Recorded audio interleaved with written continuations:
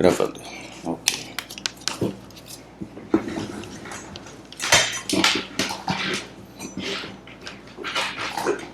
Estamos ao vivo. Tem um mosquito aqui me incomodando. Não tem ninguém ainda. Opa! Juliana Viega. Tira o seu som, Ju.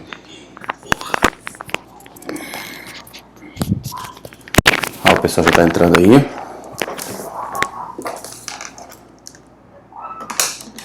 Olá, boa noite, sejam muito bem-vindos. E uma solicitação para participar do seu. Vamos lá então, vamos começar. Só para lembrar, pessoal, o objetivo da live de hoje não é fazer consultas, e sim estar tirando dúvidas da melhor forma possível, certo? Olá!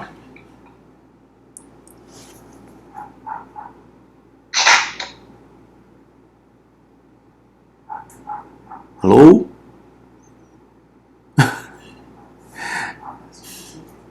Então, pessoal, mais uma vez recordando, o objetivo dessa live de hoje, a gente está falando sobre as dúvidas mais comuns que os pacientes frequentemente perguntam, muitas vezes na rede social, no Instagram, até no próprio WhatsApp também, no Telegram, e está tentando compartilhar com vocês um pouco da experiência que eu pude adquirir nesses últimos anos aí.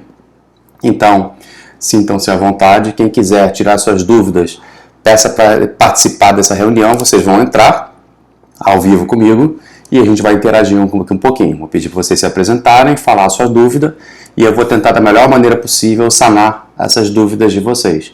Lembrando que aqui não é o espaço de fazer consultas médicas. Aqui não é o objetivo dessa nossa live de hoje. O objetivo aqui, então, é tentar tirar as dúvidas.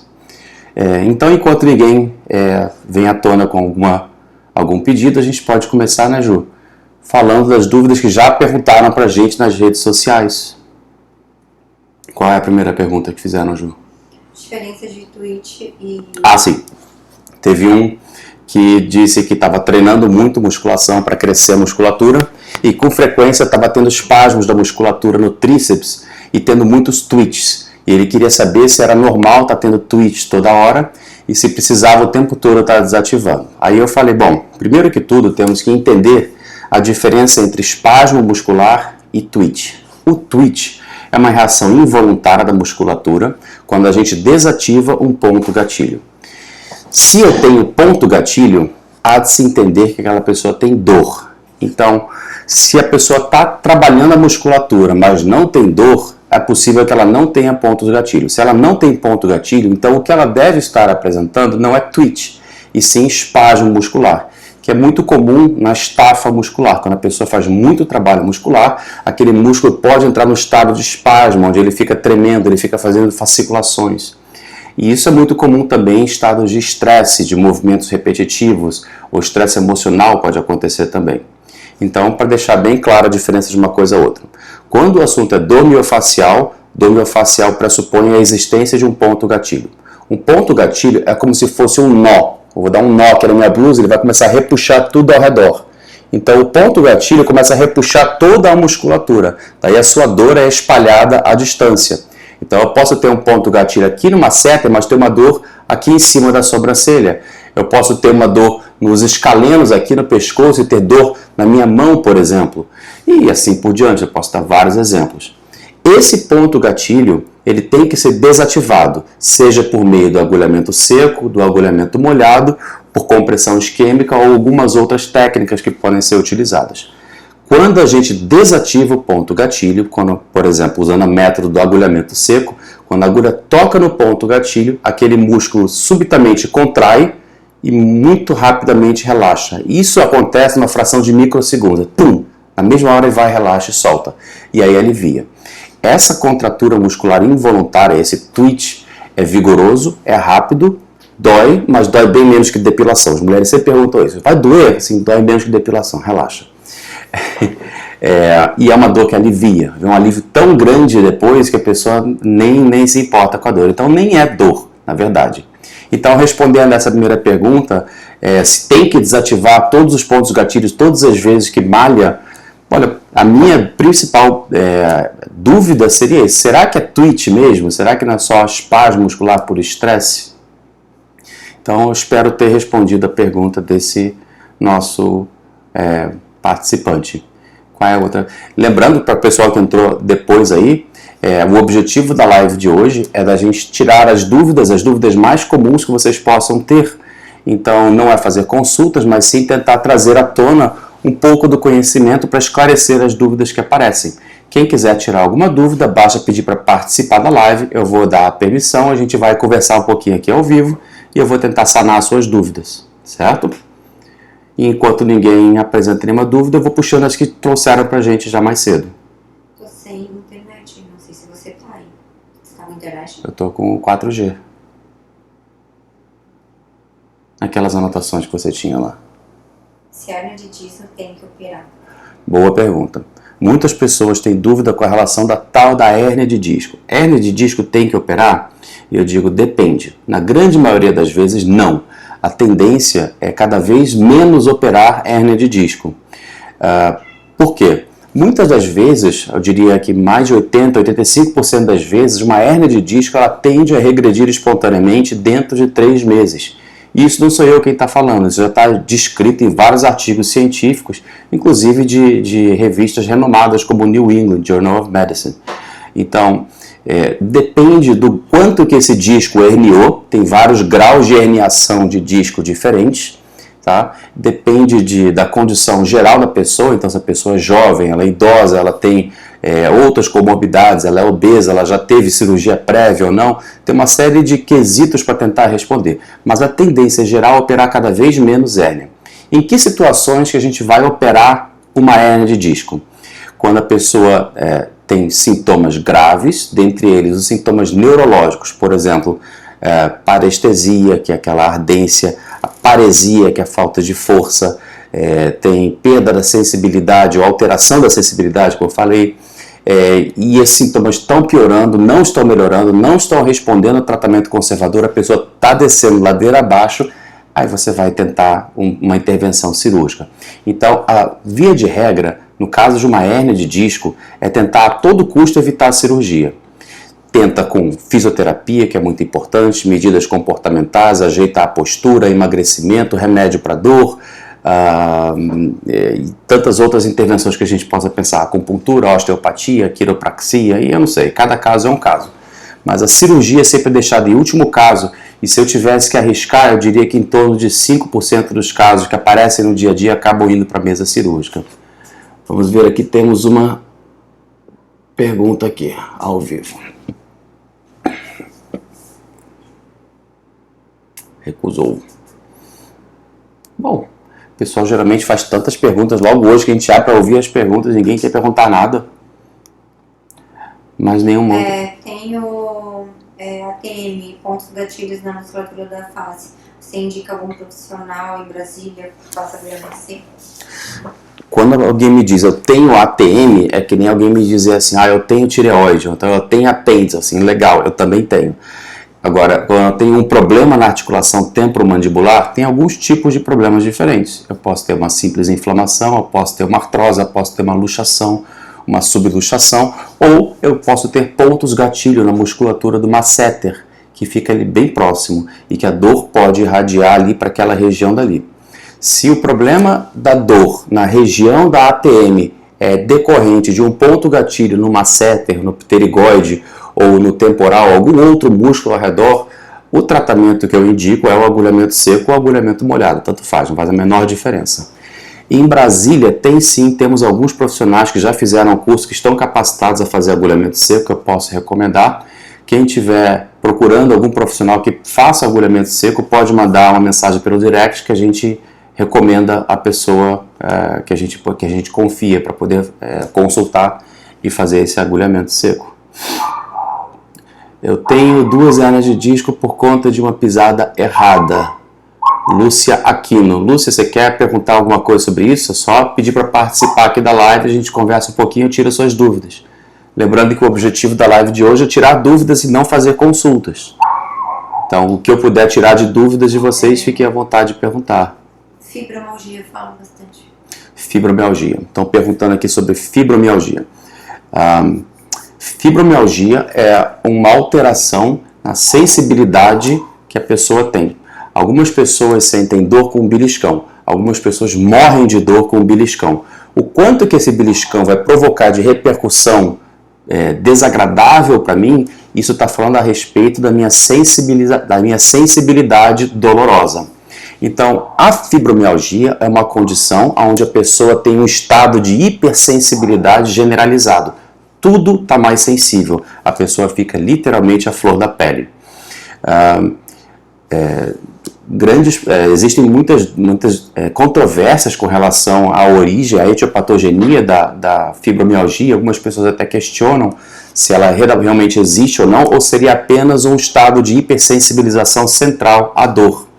O fato é, fibromialgia está frequentemente acomete mulheres, em proporção de 9 mulheres para cada homem, geralmente na faixa etária entre 40 e 60 anos de idade, toda difusa, ou seja, todo o corpo está sensível, tem aproximadamente 18 pontos descritos como pontos sensíveis à dor.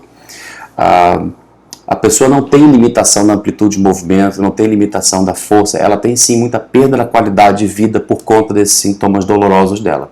Frequentemente a fibromialgia vem associada a outros problemas, como por exemplo síndrome da fadiga crônica, estados depressivos, estados ansiosos, síndrome do intestino irritável e mais alguns que podem alterar ou afetar a qualidade de vida da pessoa. A principal forma de tratamento para fibromialgia não é com agulhamento seco. O pessoal que escuta muito eu falar de agulhamento seco o tempo todo, fibromialgia não tem indicação de fazer agulhamento seco, a não ser que essa pessoa com fibromialgia venha a fazer um ponto gatilho num determinado músculo. E aí começa a confusão. Muitas pessoas confundem fibromialgia com dor miofacial. Quem tem fibromialgia pode desenvolver pontos gatilho num ou no outro músculo, como qualquer outra pessoa. Quem tem dor miofacial, não tem nada a ver com fibromialgia. Então não confunda uma coisa com a outra. A dor miofacial acomete um músculo ou alguns músculos numa região. Não é simétrico, é só de um lado. A dor miofacial não está ligando se é homem, se é mulher, se é criança, se é idoso, se é magro, se é gordo, não tem nada a ver. Não tem nenhum fator de base, não vem acompanhado com depressão, com fadiga crônica, não tem. A dor miofacial é aquela coisa, eu nunca fiz nada de atividade física, hoje resolvi fazer uma faxina, amanhã acordei com um ponto gatilho ele travando a minha coluna. Vou lá, desativo, acabou o problema. A fibromialgia é uma coisa mais arrastada, mais crônica, mais difícil de se resolver.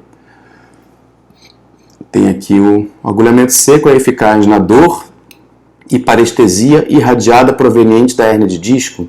Devo fazer agulhamento seco, no agulhamento seguido de dor? No segmento da dor? Depende. Veja bem, existem alguns tipos de dor diferentes. A Associação Internacional para Estudos de Dor diz que ela classifica 3 tipos de dor. Existe a dor nociceptiva, que é aquela que quando você enfia o dedo na tomada leva um choque. Quando você encosta numa chapa quente, você tira a mão. Ou seja, aquela onde você teve um estímulo, que pode ser térmico, pode ser tátil ou pode ser químico. E esse estímulo sensibilizou algum neurônio que capta esses estímulos e manda a mensagem lá para o meu cérebro dizendo aqui tem dor, tira a mão daí. Esse é o tipo de dor chamado dor nociceptiva. Existe um outro tipo de dor chamado dor neuropática, que é quando eu tenho uma disfunção do meu sistema nervoso. O meu sistema nervoso está descalibrado. Por exemplo, a minha casa tem um interruptor que vai ligar a luz, um outro botão que vai ligar o ar-condicionado e um outro botão que vai, sei lá, fazer uma outra coisa na casa. Agora imagina que na minha casa de madrugada alguém veio e trocou toda a fiação. E quando eu aperto um botão para acender a luz, de repente o liquidificador dispara. E quando eu abro a torneira para sair água, de repente o meu ar-condicionado liga.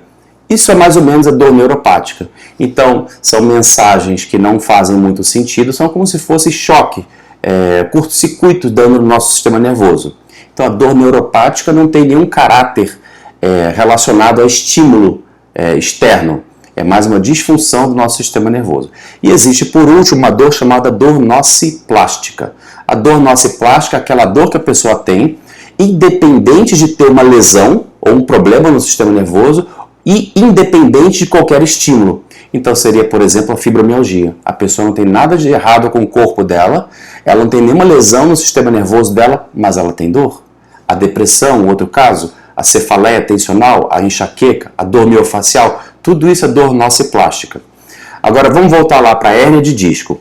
A hérnia de disco é quando um disco intervertebral rasga, rompe, extravasa e chega a empurrar e comprimir uma raiz nervosa.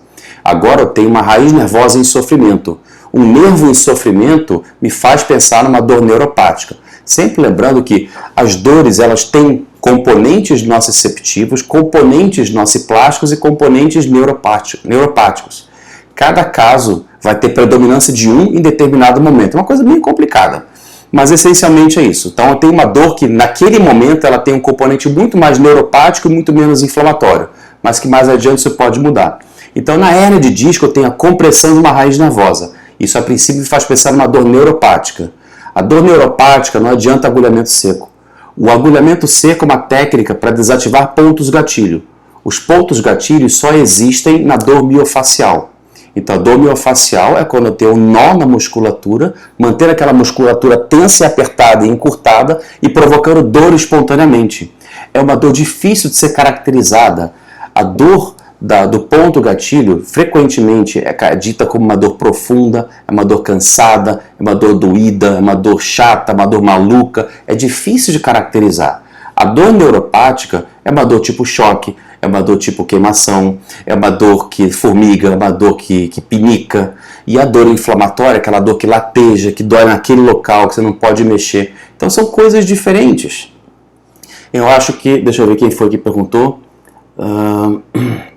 Aqui, foi o Fernando, né? JRO Fernando. O agulhamento seco é eficaz na dor da parestesia irradiada proveniente da hérnia de disco. Essa é uma excelente pergunta, Fernando, porque se a dor, a parestesia, que é a alteração da sensibilidade irradiada pelo trajeto de um nervo, for decorrente da compressão de um nervo, nesse caso o agulhamento seco não vai adiantar. Agora, tem um músculo chamado glúteo mínimo, que fica na lateral do nosso quadril. Ele fica por baixo do glúteo médio. Ele ajuda na caminhada, na marcha. Se eu tenho pontos gatilho no glúteo mínimo, esse ponto gatilho pode provocar uma dor seguindo o mesmo trajeto do nervo ciático. E às vezes o que eu estou dizendo que é uma parestesia pode ser, realmente uma parestesia pode ser a maneira como a pessoa conseguiu explicar o que ela está sentindo.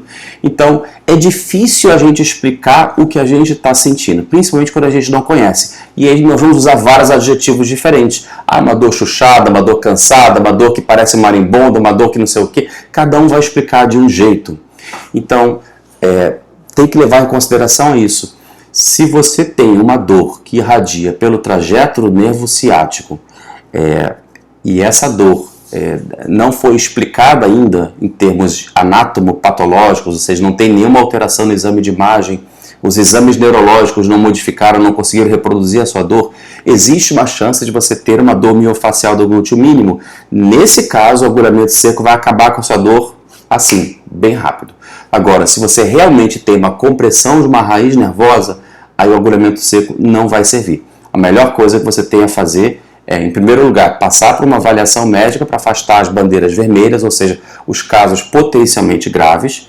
Não sendo algo grave, procurar um bom fisioterapeuta, modificar a postura, medicação para dor e paciência, porque a tendência natural é a regressão espontânea das hérnias em mais de 85% dos casos dentro de 3 meses, mesmo com parestesia. Vamos ver o que mais de pergunta que nós temos aqui. Qual a diferença de dor crônica e de dor aguda? Diferenças de dor crônica e dor aguda. Excelente pergunta. A gente pode colocar essa diferença em termos bem cartesianos. Então, por exemplo, dor aguda é aquela dor que dura 4 semanas. Dor crônica é aquela dor que dura mais do que, deixa eu ver se eu vou falar besteira, mais que 3 meses, 12 semanas. Nesse meio termo, a dor subaguda. De uma maneira mais simples, como eu escutei uma vez me contarem, a dor crônica é aquela que demorou mais tempo para passar do que deveria. Por exemplo, torci o tornozelo. Quanto tempo demora? Uma entorse normal. Estou andando, estou caminhando, fazendo tudo, estou mancando um pouquinho. Quanto tempo demora para essa dor no tornozelo melhorar? Talvez 2, 3 semanas, mas não 3 meses. Concorda? Então, se demorou muito mais tempo do que o esperado, essa é a maneira de você dizer que aquela dor é crônica. E aí, claro, é bem subjetivo isso. Tá? Se eu sinto dor, eu posso fazer exercícios? Se eu sinto dor, eu posso fazer exercício. Não é questão de eu posso, e sim por que não começou ainda. Claro, você está com dor porque quebrou o joelho, você não vai correr a maratona, vamos usar o bom senso. Mas a atividade física já está mais do que comprovada de que ela tem uma maneira de aliviar a dor, ela tem mecanismos de aliviar a nossa excepção.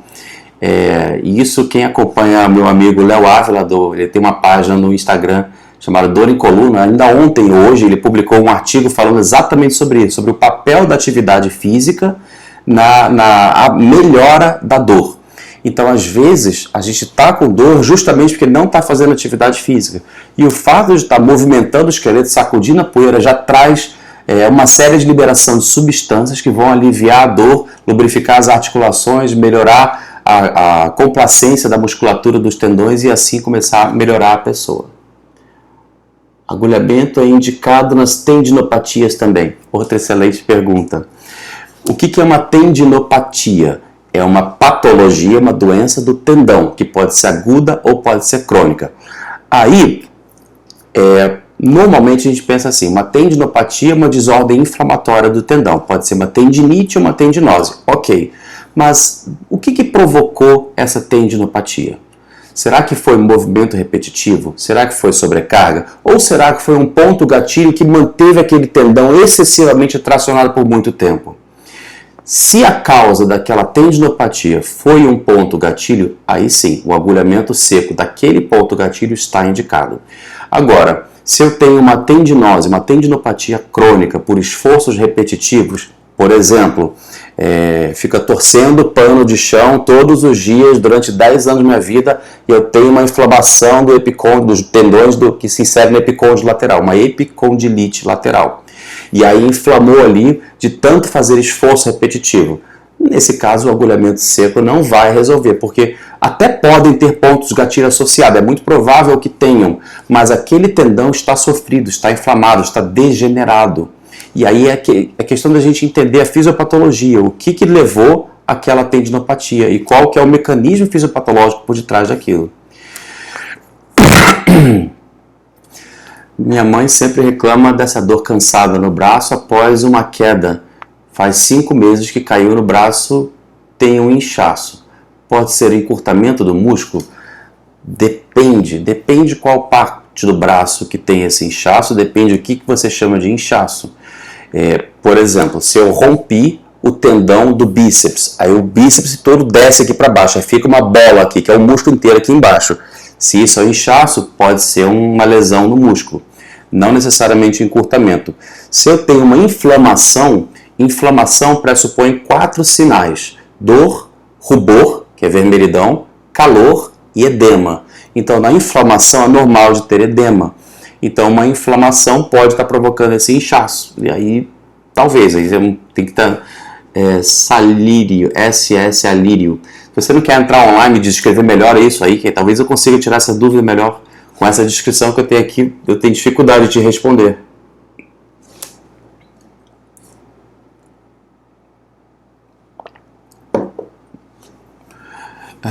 Lembrando então, só para quem está entrando depois aí, a live de hoje, o objetivo é estar justamente respondendo as perguntas de todo mundo que tem as perguntas mais comuns. O objetivo de hoje é responder as dúvidas de vocês. Então sintam-se à vontade de acena para mim, manda um sinal, pede para participar, que aí então eu vou te convidar, a gente vai trocar uma ideia aqui e eu vou tentar tirar as suas dúvidas. A Neide está perguntando aqui, eu tenho bursite, tendinite, derrame articular no quadro esquerdo. O quadro esquerdo, não entendi, Neide. O que é o quadro esquerdo?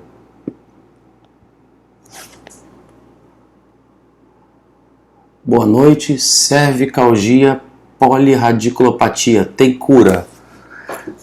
De novo, pode ser que sim, pode ser que não. Depende. Cada caso é um caso. É difícil generalizar, falar que uma regra serve para todo mundo. Cervicalgia é dor na região cervical. Poli é muito, radículo, raiz, patia, doença. Doença em várias raízes nervosas. Então essa cervicalgia provavelmente tem alguma relação com essa polirradiculopatia, com vários pinçamentos de raízes nervosas. O porquê que essas raízes nervosas estão sofrendo? Será que é artrose e inflamação delas? Será que é uma alteração na curvatura do seu pescoço? Será que é porque teve algum tipo de trauma, teve esmagamento de algum disco intervertebral e assim o colabamento de vértebras? Não sei. Se for, é difícil, assim, tem que trazer mais informações. Como a pessoa pode ressignificar a dor dela? Como a pessoa pode ressignificar a sua dor? Excelente pergunta. Muito, muito, muito importante. Dentro daquela história que eu falei da IASP, que é a Associação Internacional para Estudos de Dor, eles classificam haver 3 tipos de dor. Vários outros autores tentaram e descreveram vários tipos de dores de maneiras diferentes, alguns mais aceitos e outros menos. Houve um autor que descreveu os mecanismos que podem influenciar na dor, e ele intitulou esse artigo chamando A Neuromatriz da Dor, da onde ele diz que nós temos uma capacidade de interpretação da dor baseada em vários aspectos diferentes. Então, o exemplo clássico é: eu estou andando na piscina, dentro d'água, com a água na altura do meu peito, de repente eu chutei alguma coisa, eu pisei em alguma coisa que deu uma incomodada no meu pé. E até então não me preocupou muito. Até que eu vejo sangue subindo e encharcando a piscina inteira de sangue. Aí eu vou entrar em pânico, aí eu vou começar a sentir dor. Então, o que aconteceu ali? Primeiro, eu bati com o meu pé em alguma coisa. Então, o meu sistema nervoso me localizou. Olha, tem uma dor em tal lugar do seu corpo. Aí eu fui lá, fui olhar. Quando eu fui olhar, eu fui prestar atenção, eu pude ver sangue. O sangue me traz uma representatividade de algo perigoso, de algo grave, de algo ameaçador.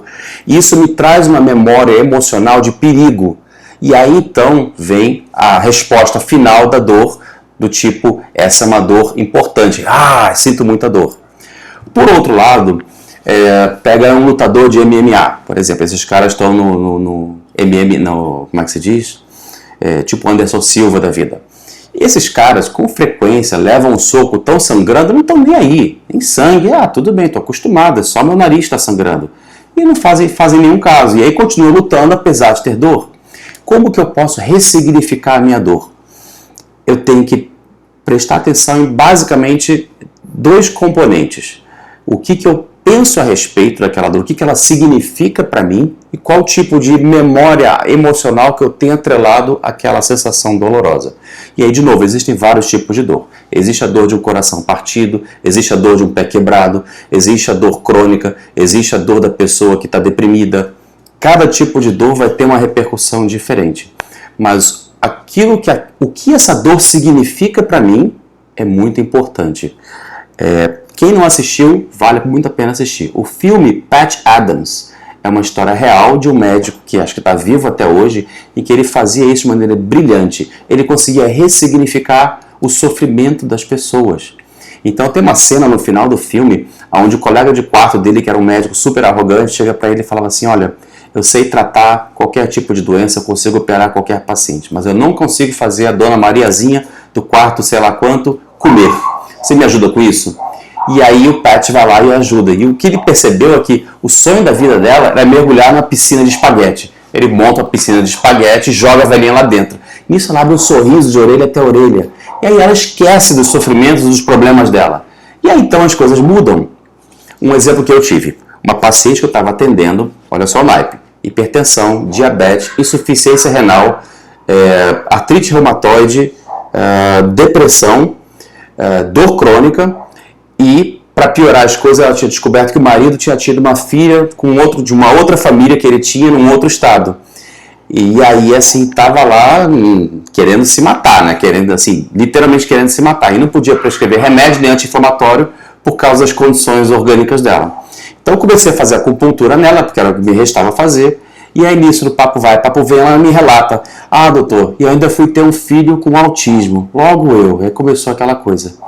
E naquele momento, não sei porquê, eu falei assim: você já parou para pensar que, de repente, se essa criança foi colocada na sua vida, talvez você seja a melhor pessoa para cuidar dela? E aí ela parou, pensou assim, de repente arregalou os olhos, abriu um sorriso de orelha até orelha, assim: nossa, nunca tinha pensado desse jeito. O que eu fiz ali? Eu modifiquei a maneira de enxergar o problema. Talvez essa seja uma solução. Outra solução de ressignificar a dor, estou pensando alto aqui, tá? Imagina que eu estou estudando e de repente o alarme do carro dispara. Fica lá incomodando.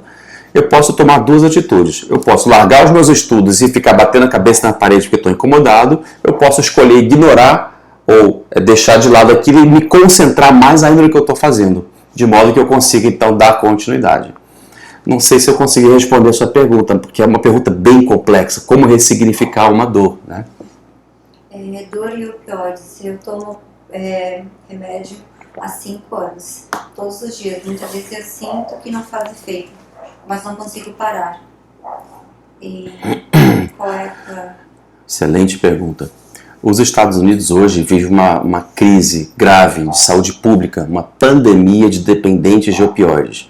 E hoje a principal causa de óbito em adultos acima de 50 anos de idade é overdose por opioides. Por quê? Porque chega a um certo ponto, os médicos já não sabem mais como tratar e vão só aumentando a dose dos opioides.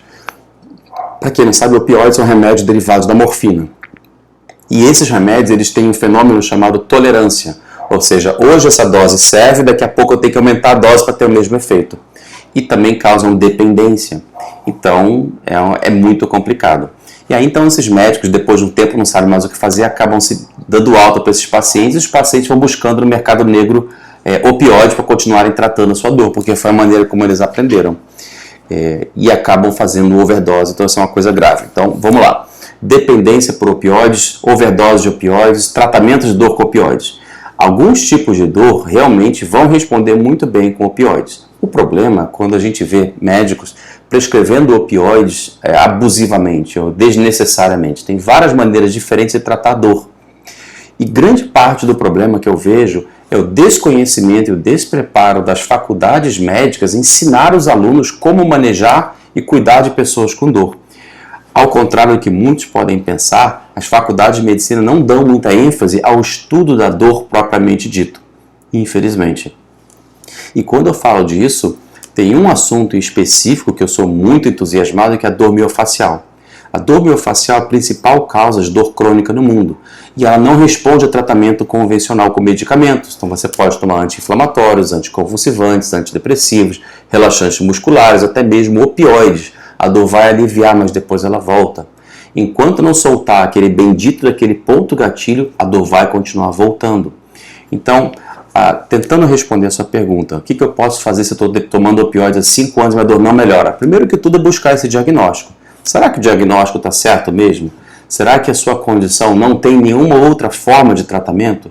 Porque tem muito tratamento inadequado, tem muita gente que vai só empurrando o remédio porque foi o que aprenderam a fazer. Não é porque estão fazendo com maldade, mas é porque tem muito pouca divulgação desse conhecimento. E esse é um dos objetivos do trabalho que eu faço, é divulgar cada vez mais para os médicos e para os outros profissionais da área de saúde sobre os principais problemas de saúde e as principais soluções que nós podemos ter.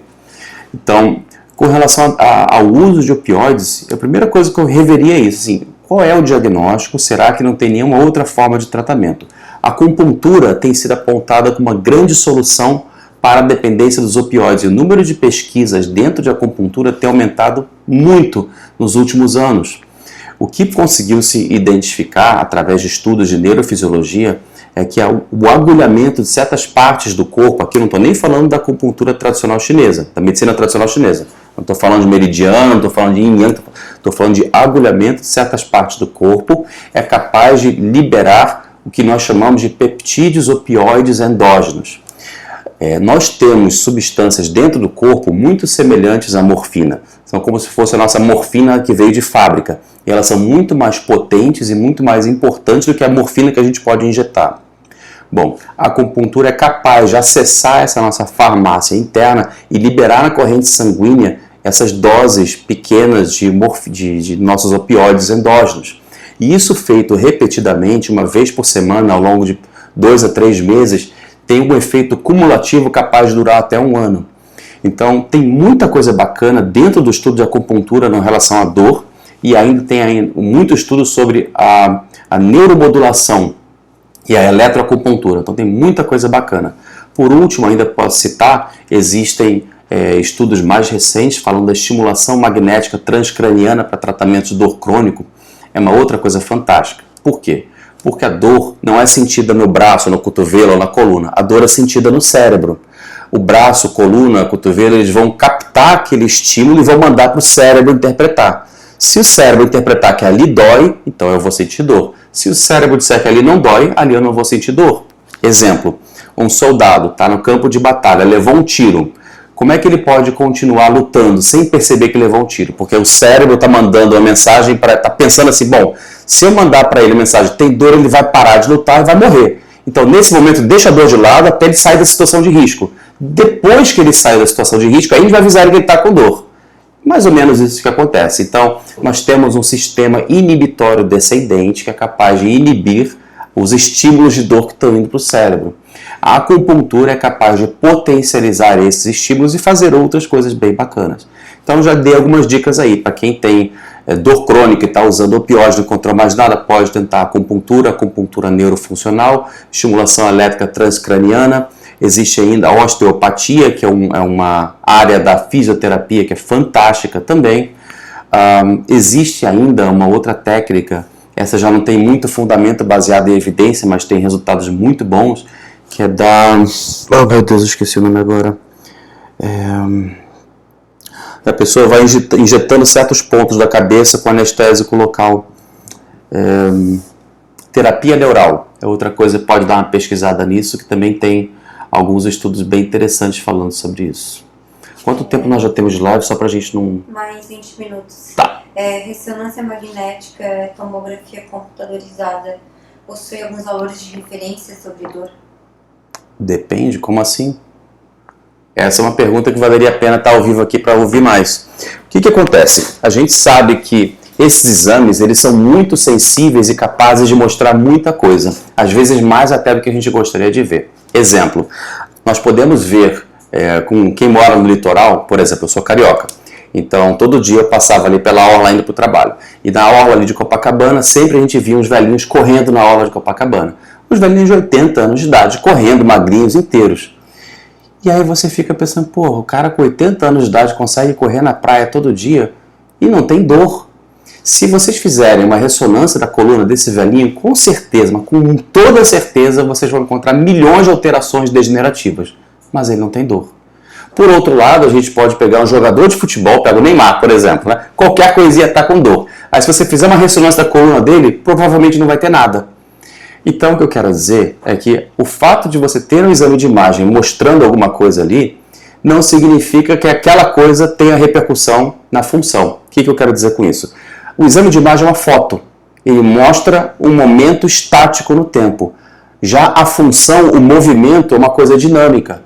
E não tem a ver com a foto. Não sei se vocês estão me compreendendo. Uma coisa vê só por fora, a outra vê por dentro. Acho que talvez fique melhor assim.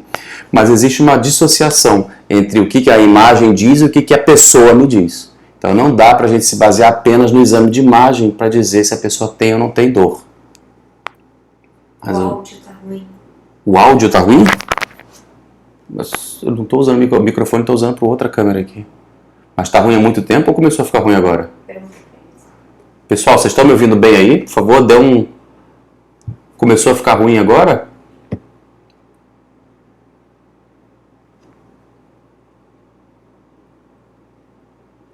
Cidinha pediu para participar aqui, vamos ver.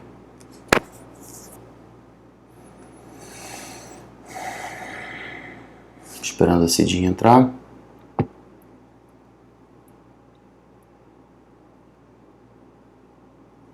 Entrou.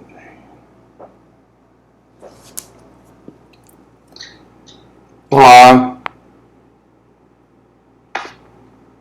Cidinha? Acho que ele deve ter pedido para participar sem querer.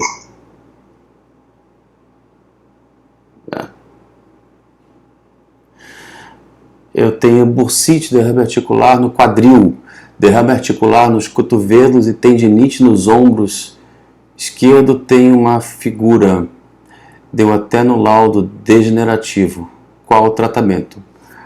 Neide, derrame articular fala a favor de trauma, de inflamação, quer seja numa articulação, numa bursa ou onde quer que seja. inflamou, alguma coisa está inflamando aí. E a inflamação pode ser decorrente de traumas, pode ser decorrente de sobrecarga, pode ser decorrente de má postura, de algumas coisas diferentes. O fato do laudo dizer que é degenerativo, entenda, desgaste. É que nem o pneu do carro, com o tempo vai degenerando, ele vai desgastando, vai ficando careca. Isso com o tempo, todos nós vamos ter degenerações. Agora, se a sua dor tem relação com a degeneração ou não, essa é a questão. Então, por exemplo, eu posso ter cabelo branco e eu posso ter uma autoestima baixa. Se a minha autoestima está baixa por causa do meu cabelo branco, é uma outra história. A gente pode ter cabelo branco e ter uma autoestima lá em cima. Então você pode ter diversas alterações degenerativas, mas de repente sua dor não tem nada a ver com isso. E aí então tem que sentar e ouvir um pouquinho mais a sua história para ver o que está acontecendo, como foi que você chegou até ali, o que melhora, o que piora, para poder te sugerir alguma forma de tratamento. Mas em geral, a coisa mais importante de se fazer é corrigir os fatores que levaram a esse desgaste, essa degeneração. Então, se for obesidade, tem que corrigir a obesidade. Se for uma postura, tem que corrigir a postura. Se for movimento repetitivo, tem que corrigir isso. Se for ergonomia ruim no trabalho, tem que corrigir. E depois tratar o sintoma. Então, não adianta só abanar a fumaça, tem que apagar um incêndio também. Então, o tratamento é muito mais do que o remédio. Tá? O que mais? A dor miofascial também acomete a costela. A costela, propriamente dita, é um osso. A dor miofascial, mio vem de músculo, facial vem de fáscia, que é aquela nervura branca que as pessoas têm no meio do bife, sabe? Aquilo é a fáscia, que permite o deslizamento entre duas camadas musculares diferentes. Na verdade, a gente tem muito mais camadas de fáscia, mas para simplificar. Então, o osso não tem dor miofascial. Dor miofascial é só em músculo. Claro que nós temos músculos intercostais, e aí sim, nós podemos ter dor miofascial ali. E é bem raro, tá? Não é nada comum. Mas poder pode. Problema na ATM irradia para o braço e pescoço? Classicamente não. A ATM, a articulação temporomandibular, tende a irradiar localmente. Mas quando você diz problema na ATM, de novo, pode ser um problema inflamatório, pode ser um problema articular, pode ser várias coisas diferentes. Eu estou imaginando que é uma desordem inflamatória da ATM, que é o mais comum. E aí a dor tende a ficar apenas localmente, não tende a se espalhar muito menos para o braço, não, nem para o pescoço. Tá? O que mais temos aqui de pergunta? Eu gostaria muito de sanar a dor da minha mãe. Aí eu tenho que saber qual que é a dor da sua mãe.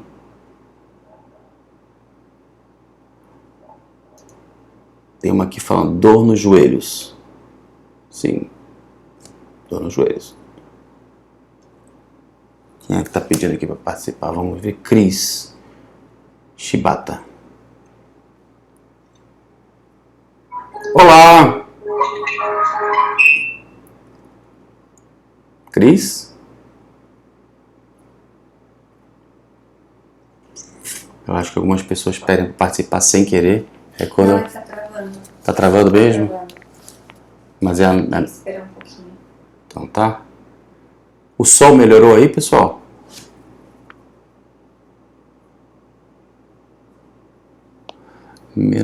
Menopausa da ressaca, a cargante, é muita sede. Caiu ela. Krishibata. Cadê?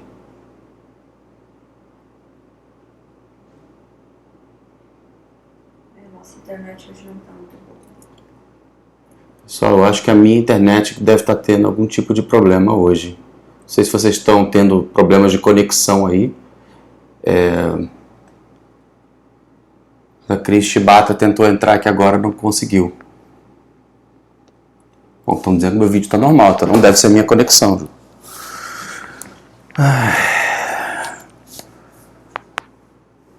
Pode ser, Troy. Bom, pessoal, eu estou aqui para estar tirando as dúvidas de vocês, tentando trazer um pouquinho de informação. Fiquem à vontade de disparar as perguntas aí, o que eu puder fazer para sanar essas dúvidas. O que estiver ao meu alcance, vai ser prazeroso poder fazer isso. E essas dúvidas aqui enriquecem essas lives. Mais uma vez, lembrando que aqui não é um espaço para fazer consultas médicas, não se faz consultas nesse sentido, mas é muito mais para tentar ajudar a esclarecer e tirar dúvidas. Tem mais alguma pergunta aí, Ju? Tem sobre dor pélvica. Dor pélvica, sim. O que perguntaram? Sinto dor pélvica todo mês. Qual?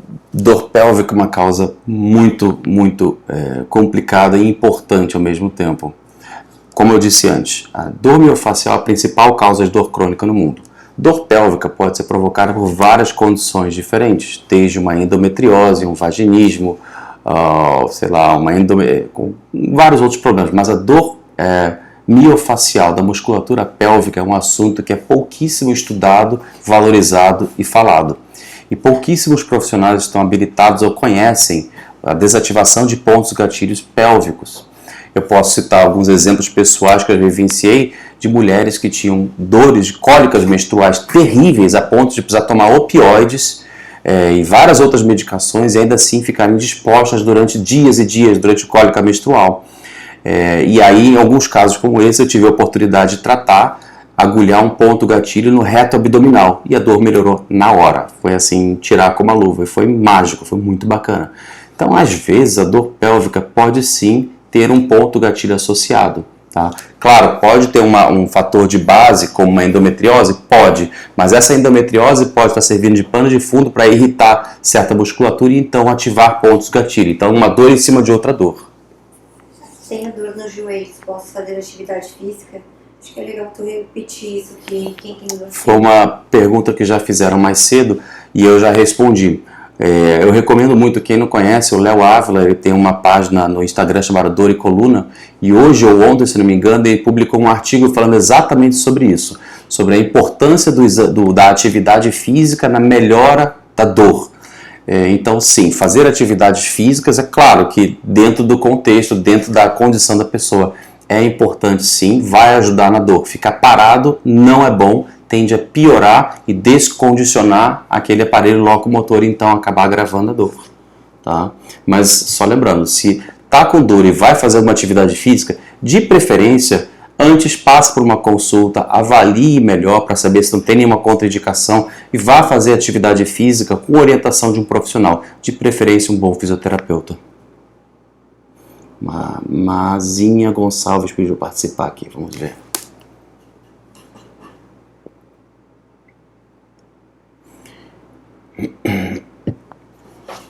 Olá, Mazinha. Mais uma que saiu.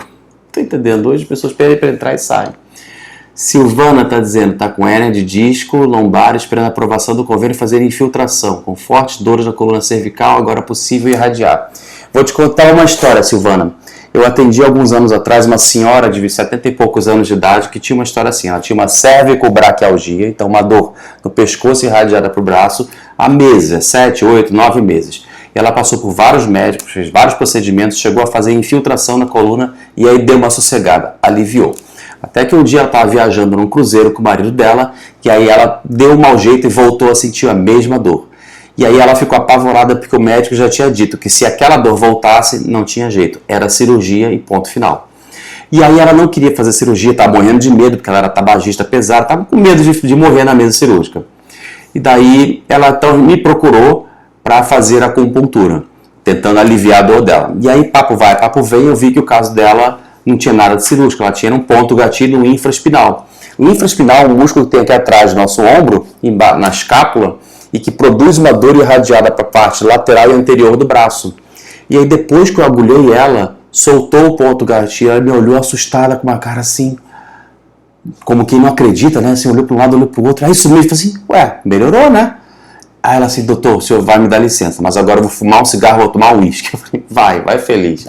Ela estava tão feliz e tão aliviada com aquela coisa de não precisar operar, que foi o que ela conseguiu manifestar naquela hora. Enfim, depois daquilo a gente ficou amigos e até hoje eu tenho contato com ela.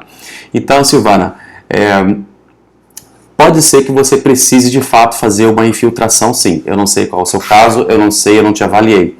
Mas em alguns casos, realmente a infiltração com anestésico corticóide pode trazer bastante benefício, principalmente se for uma condição mecânica e inflamatória. Agora, se essa irradiação, na verdade, é por conta de uma dor miofacial, aí é melhor fazer outro tipo de procedimento, que é o agulhamento seco ou molhado do ponto gatilho.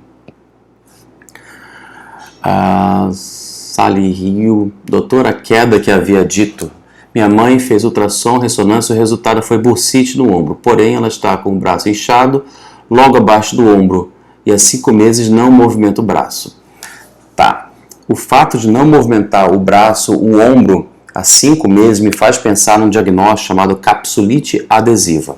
Então aqui está a articulação do meu ombro. E essa articulação aqui é o meu braço, né, o húmero, e aqui é a cavidade glenoide, da escápula. Esse encaixe tem que permitir a movimentação para a gente poder mexer os braços.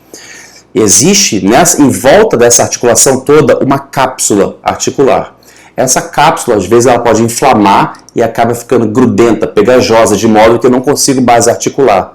Então, às vezes, a dor da sua mãe pode estar sendo perpetuada por uma inflamação da cápsula articular. E essa cápsula articular pode ter inflamado por ela ter ficado com o braço parado há muito tempo. Aliás, é uma das causas mais comuns. A tipoia, por 1 semana ou mais, já é capaz de promover a capsulite adesiva. Se isso for o caso, aí é muita paciência e muita fisioterapia. Agora, tem outras coisas que poderiam ter provocado também essa movimentação do braço inadequada. E aí, bursite não provoca isso. Tem mais coisa aí, tá? Pode procurar pontos gatilho no subescapular, que é um grande diagnóstico diferencial para capsulite adesiva. É um verdadeiro game changer, muda completamente a desativação do ponto gatilho ali. Mas se realmente for capsulite adesiva, que pode ter evoluído ao longo do tempo, né? É muita fisioterapia e muita paciência. Vamos ver aqui. Gaudido quer participar ao vivo. Nós já estamos quase acabando com o nosso tempo aqui de live. Nós temos mais 8 minutos. Ok, pessoal? Estamos aguardando o Gaudido entrar aqui. Prepare as últimas perguntas. Massagem de shiatsu. Galdino? Eu estou escutando um eco.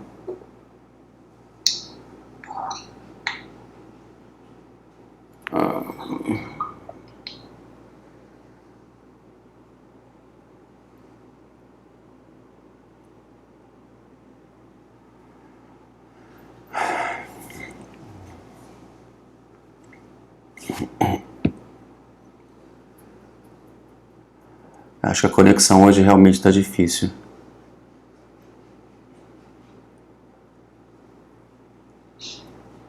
Oi, boa noite. Boa noite, quem está falando?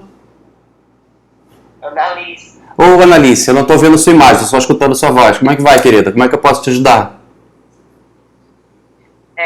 Eu já tinha feito a pergunta sobre cervicalgia e polirradiculopatia. Sim. Eu descobri em 2014 que eu tinha uma compressão na cervical. Aí logo em seguida eu descobri que estava com... o médico disse que era radiculopatia cervical, cervicalgia. E agora, recentemente, eu descobri que estava com polirradiculopatia. Certo. Fiz uma ressonância, da torácica, deu protusão discal. E, diante dos exames que eu venho fazendo, cada um eu vou descobrindo alguma coisa. Descobri a síndrome do túnel do carpo. Tudo isso são dores, né? Porque eu sinto dor dia e noite. Aí os médicos dizem que não tem cura. Remédio, fisioterapia e só. Aí minha dúvida era essa, assim, se existe algum tratamento específico. Pelo que eu entendi, que o senhor falou aí, tudo começa nessa compressão da cervical, né? É possível. É porque entenda que tem várias causas de radiculopatia. Pode ser uma compressão da coluna, por exemplo, pessoas que andam carregando muito peso na cabeça ou uma mochila muito pesada, isso acaba colocando peso, muita carga em cima da coluna e o disco intervertebral vai achatando e na medida que ele vai achatando ele pode acabar beliscando as raízes nervosas. Essa é uma possibilidade. Outra possibilidade, artrose. Todo mundo vai ter artrose em algum momento da vida. É só uma questão de envelhecimento. Posso pensar em pessoas que já tiveram acidentes prévios, vai levar uma artrose precoce também. Condições reumáticas, doenças reumatológicas também podem provocar. Então existem várias causas diferentes para essas polirradiculopatias. Aí a questão, acho mais importante é entender o que exatamente que provocou essas radiculopatias para saber qual seria a melhor forma de tratar. Mas quando ele diz não tem tratamento, não é que não tenha tratamento, talvez não tenha a resposta que a gente tenha expectativa. Mas se ele disse que é para fazer fisioterapia, a fisioterapia é um tratamento. A acupuntura pode aliviar a dor? Pode. Talvez a gente não consiga tirar por completo aquela sua dor, mas a gente possa conseguir tirar o sofrimento. São coisas diferentes. Tem pessoas que têm dor sem sofrimento, tem pessoas que têm dor com sofrimento. O problema não é a dor. A dor não é o que incomoda, é o sofrimento que incomoda mais. Entende? Por exemplo, eu posso estar aqui com uma dorzinha lombar que está ali me incomodando, mas eu não estou sofrendo por causa disso. Ou uma dor de cabeça.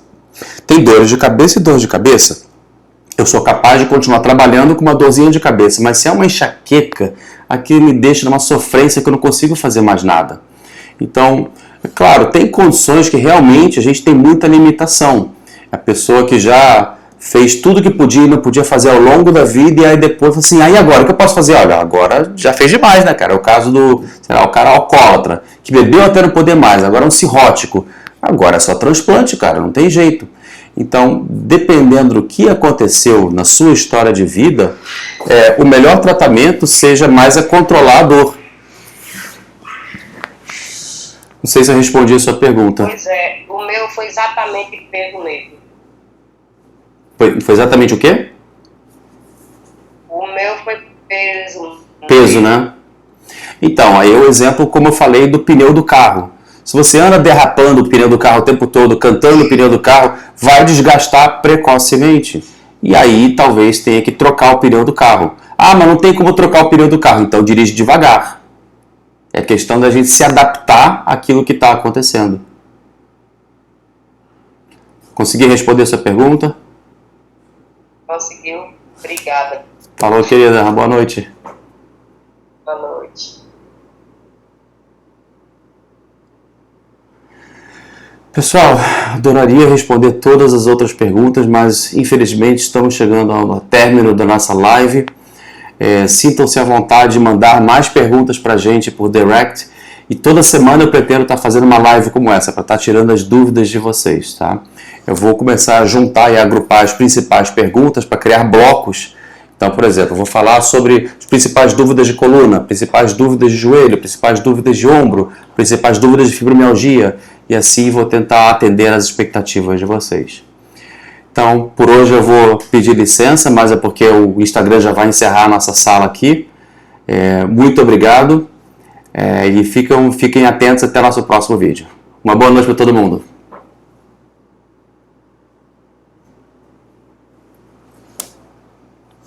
Pegou quanto?